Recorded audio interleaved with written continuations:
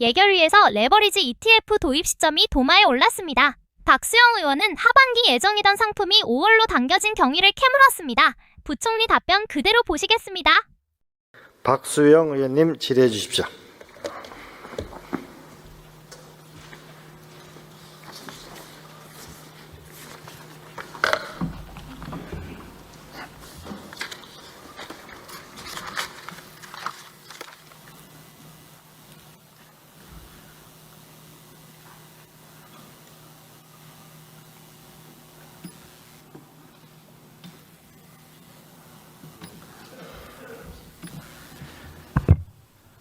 예, 부산 남구 박수영 국회의원입니다. 오늘 경제부처 부별 질의인데 부총리님께 우선 먼저 여쭙도록 하겠습니다. 네. 롤러코스피 이런 단어 들어보셨습니까? 예. 예, 우리 코스피가 마치 놀이동산의 롤러코스터처럼 급등과 급락을 반복하고 있는 건 잘 아시죠? 예, 최근에는 좀 그래도 그나마 안정이 좀 돼서 또 네. 다행이라고 생각합니다. 이재명 정권 들어와서 사이드카가 몇 번이나 발동된지 혹시 기억하십니까? 예, 제가 구체적으로 뭐지 하여튼 좀 많이 됐다. 최근에 많이 예. 이게 위로 올라갈수록 바람이 좀 세지 않습니까? 글쎄요. 이재명 정권 들어와서 무려 83회나 사이드카가 발동이 됐고 서킷 브레이커가 10번 발동이 됐습니다. 근데 그중에 대부분이 언제 발동됐는지는 아시죠? 예. 5월 최근에. 27일 이후입니다. 소위 ETF 도입 이후에는 무려 사이드카만 52회, 서킷 브레이커는 10회 모두 5월 27일 이후에 발동이 되었습니다. 그러니까 그 기간이 5월 27일 이후를 보면 이게 63일 거래일인데 그중에 62회가 발동이 됐기 때문에 사실 숫자적으로 따져보면 거의 하루에 한 번 발동돼 왔다. 좀 진정되고 있다고 부총리 말씀하셨지만 그동안의 결과는 그렇다고 볼 수가 있겠습니다. 따라서 여러 가지 원인이 있겠지만 롤러코스피의 주된 원인은 5월 27일 도입된 ETF다. 이렇게 볼 수가 있겠습니다. 일단 숫자로 봐서 제일 많으니까요. 62회나 되니까. 자, 삼전 닉스 단일 종목 레버리지 ETF 도입 과정을 한번 살펴보도록 하겠습니다. 슬라이드 나와 있는데요. 1월 13일 날 김용범 정책실장이 증권사와 자산운용사 CEO 소집을 했습니다. 그래서 의견 수렴을 했다고 하는데 이 사실을 부총리님께서는 알고 계셨습니까? 1월 13일 당시에 아니면 사후에 보고를 받으셨습니까? 예, 당시에 저렇게 하는 부분은 몰랐고요. 그 전에 12월 달에 이제 환율이 좀 변동성이 있을 때 해외에서는 이렇게 허용하는 제도를 한국에서는 없다 보니까 이게 이제 해외로 나가는 요인이 되지 않냐 그런 논의는 한 적은 있습니다. 한 적은 있고. 네. 근데 정책실장이 CEO 불러서 이렇게 한다는 그 자신은 몰랐고. 네. 1월 16일 날 한겨레 신문 보도에 의하면은 금융위원회에 개별 주식 레버리지 ETF를 검토하라고 지시를 했다. 이렇게 김용범 실장이 얘기했습니다. 이것도 16일 신문 보고 하셨습니까? 아니면은 그 전에 하셨습니까? 저 부분도 제가 1월 16일은 날짜는 정확하게 모르고 우리가 그때 논의를 했기 때문에 그 이후로 저런 부분에 얘기는 할 수 있다고 저는 알고는 있었습니다. 예. 근데 부총리님 그거 할 수 있다 알고 있다 이렇게 지금 답변하시면 안 되는 것이 부총리님이 우리 경제수장 아닙니까? 경제수장께서 움직이셔야지 정책실장이 저렇게 CEO들 모으고 언론에 얘기하고 금융회 숙제 떨어뜨리고 이렇게 하는 게 정상입니까? 방향을 정하면은요 개별적인 어떤 상품 개발이라든지 이런 부분에 대해서는 금융위하고 이렇게 금융위하고 해야지. 금융위하고 해야 되는데 왜 정책실장이 나서 일일이 다 하냐고요. 금융위하고 자, 1월 19일 그 동아일보 보도를 보면은 청와대가 금융위의 과제를 떨어뜨렸다 이렇게 보도가 나와 있습니다. 금융위원 직원을 인용해서 청와대가 금융위의 과제를 떨어뜨렸다 이렇게 나와 있고 나중에 내가 금융위에 또 물어보겠습니다. 그다음에 1월 30일 보면은 금융위 내부 문건인데 제가 지금 들고 있습니다만은 이 내부 문건에 보면 하반기에 상품을 출시한다고 돼 있어요. 저도 공직 31년 했습니다만 하반기 이러면은 보통 10월, 11월 이 정도에 출시하는 거를 얘기할 텐데 문건에 하반기 출시한다고 해놓고 실제 출시된 날은 5월 27일 상반기에 출시를 한 겁니다. 이 의사결정 과정 이건 또 누가 한 건지 제가 궁금한데 그건 또 금융위에 물어보겠습니다. 그다음에 2월 5일 날 김용범 실장은 다시 서울경제하고 인터뷰에서 금융위의 시행령 빨리 개정하라고 얘기했다. 이렇게 지금 인터뷰를 했고요. 그다음에 그 4월 17일 차관회의하고 4월 21일 국무회의하고 4월 28일 시행령 공포를 하고 5월 27일 날 이제 시행을 한 겁니다. 공직에 우리 부총님이나 저랑 뭐 같이 시작을 해서 오랫동안 공직에 있었는데 이렇게 시행령을 급속하게 진행을 하는 경우가 참 흔치 않는 일입니다. 그래서 의심하는 것이 뭐냐? 6월 3일 지방선거를 앞두고 빨리 주식시장을 부양하기 위해서 5월 27일 시행한 거 아닌가. 정상적이라면 뭐 입법에도 좀 오래 천천히 하고 의견 수렴도 더 하고 원래 금융위의 내부 문건처럼 하반기 10월이나 11월 되어서 시행을 했어야 정상일 텐데 이렇게 서둘러서 의사결정을 하게 된 것이죠. 저는 이런 부분은 여러 가지 문제가 많다고 생각합니다.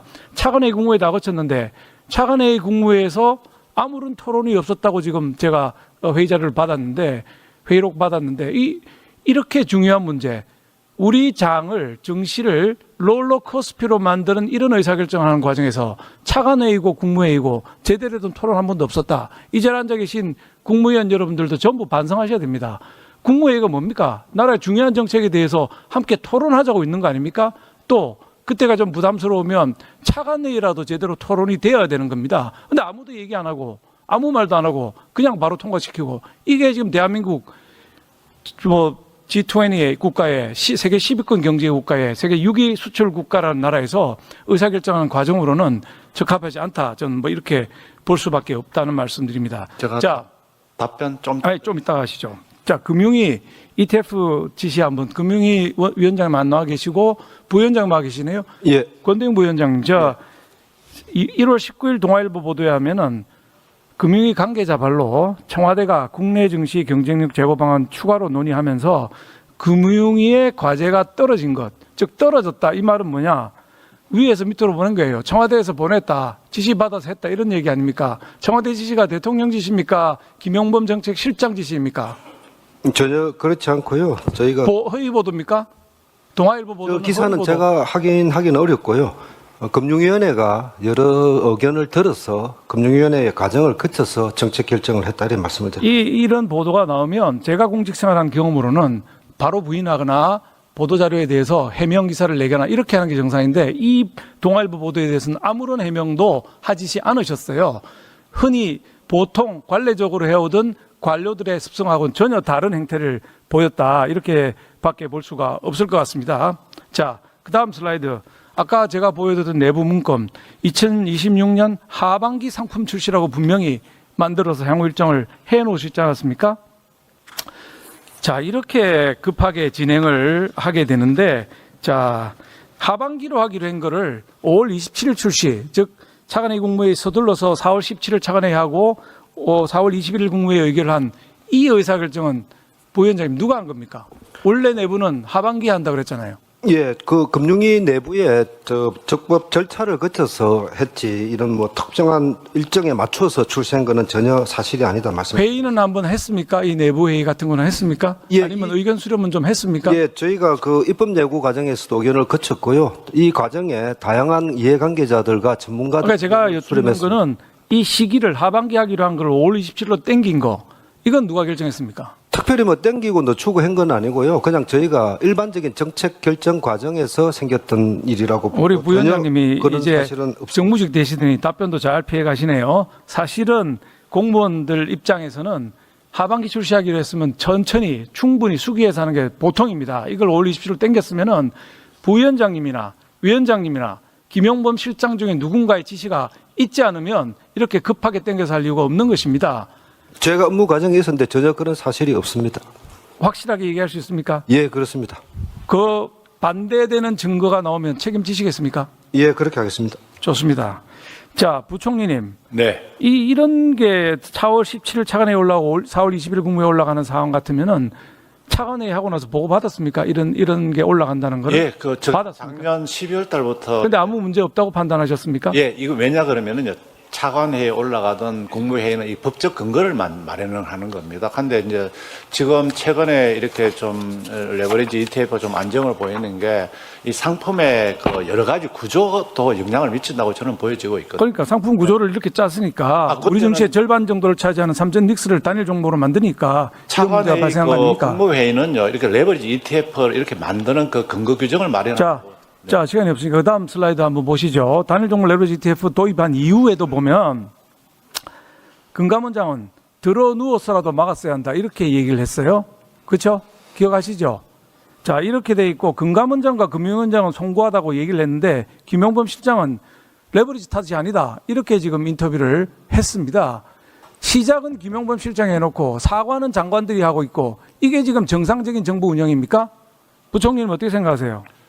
예, 시장은 정책실장만이 한 게 아니고요. 저희들이 관계부처 장관이 모여서 12월 말에 그런 논의를 했기 때문에 시작은 거기서. 아니, 그러니까 그 시작을 그럼 부총리님이 하셔야지 왜 일일이.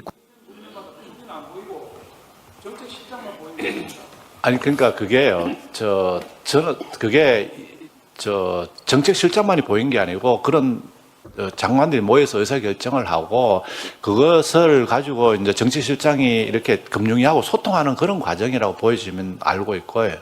근데 문제는 의원님 제일 중요한 것은 이 제도 도입 자체가 문제가 아니고 이 상품의 설계 과정에서 이런 사항을 좀 더 치밀하게 하지 못했다는 점은 저희들은 좀 다르게 받겠습니다만 이런 제도가 해외에서는 운영이 되고 있고 우리나라 사람들은 해외 투자를 하고 있고 그래서 우리나라도 이런 제도를 만들어 놓으면은 투자자 보호 장치도 마련할 수 있고 우리 국내 투자도 할 수 있지 않겠느냐 이런 차원에서 했다는 말씀을 드리고요.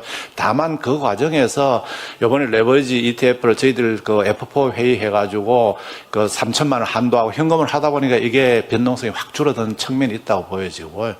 또 최근에 정시의 변동성은 꼭 레버리지가 뭐 탓만 해서는 안 됩니다. 그 여러 가지 복합적으로 작용한 거죠. 왜냐 그러면 이게 주가가 올라가다 보니까 리밸런싱 그런 측면도 있고 종합적으로 했는데 어쨌거나 저희들이 좀 더 치밀하지 못한 부분에 대해서는 죄송하다는 말씀을 드리고 최근에 저 제도를 보완한부터는 조금 변동성이 좀 잦아들어서 그나마 또 저희들은 이런 제도의 어떤 설계 과정이 굉장히 중요하다는 그런 교훈도 느끼게 됩니다. 네. 너무 늦게 느끼신 것 같고요.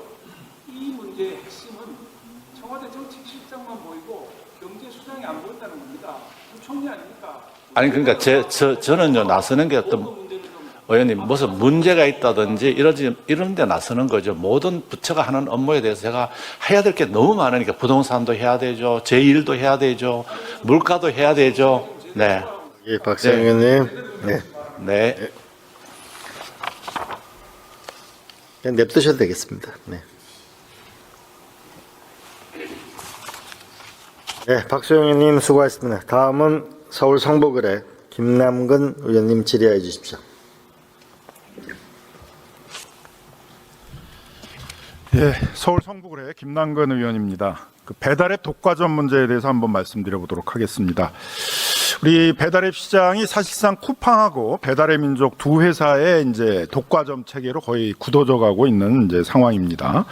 최근에 하는 정책도 보면 아주 서로 비슷해요. 과도한 중개 수수료를 이제 책정할 때도 9.8% 이렇게 비슷하게 시작을 했고, 뭐 최근에 조금 내렸습니다만 무료 배달 비용이라고 그러면서 배달비 소상공인들에게 전가하는 것도 비슷하고 또 포장 요즘에는 이제 찾아서 가서 그 배달을 시키는 것도 아니고 찾아가는 것들인데 그거에 대해서도 6.8% 수수료를 또 같이 부과를 하고 있습니다. 점주 할인 쿠폰 비용들도 이제 전부 소상공인들에게 전가하고 있고 또 신규 광고를 신설하고 광고 수수료를 또 부과하고 있고 그래서 뭐 언론에 의하면은 한 40에서 매출의 40에서 45% 정도가 이제 이 수수료로 나가야 된다 이렇게 합니다.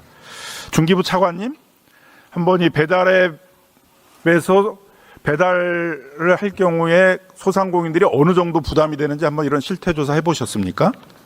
네, 저희들이 그 배달앱 시장의 독과점으로 인한 그 소상공인들의 부담이 크다는 문제를 엄중히 인식하고 있고 조사를 하고 있습니다.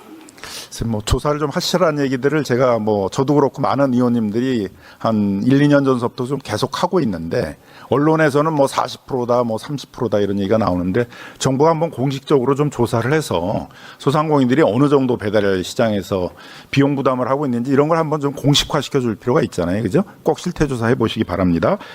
자, 다음에 공정위 부위원장님. 자, 그럼 온풀법 이거 어떻게 해야 됩니까? 지금 우리가 온라인 플랫폼법이 크게 두 가지가 있어요. 유럽식의 이제 독과점 규제법하고 또 우리 한국에서만 좀 독특하게 좀 추진하고 있는 온라인 플랫폼 거래 공정화법 두 개가 있지 않습니까? 독과점 규제법에 대해서는 미국이 공식적으로 통상 압력을 제기해 오고 있기 때문에 우리 국회에서도 당분간은 이제 처리하지 말자 이렇게 해서 이제 유보를 해놨습니다. 꼼꼼한 국회 감시를 원하신다면 구독과 좋아요로 힘을 주세요.